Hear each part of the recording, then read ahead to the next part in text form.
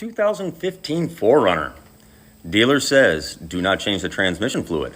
It is a not serviceable item. It is the lifetime of the transmission, not of the vehicle.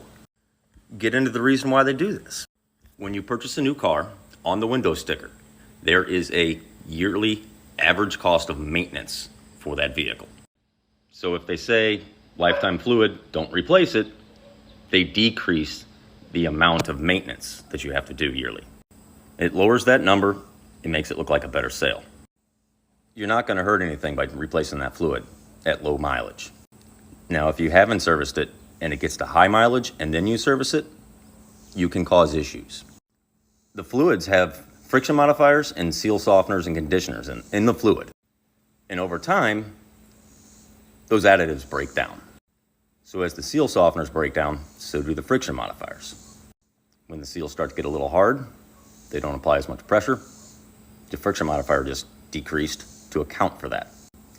If you go a long time without changing that fluid, the seals are already hard, and then you replace it, the seals are still hard, but you got all the friction modifier back. So the bottom line is, doing preventative maintenance ahead of schedule, it's only going to make you sit a little bit straighter in your seat. But in the long run, if it saves the cost of the replacement of a transmission, it's way cheaper to do your maintenance.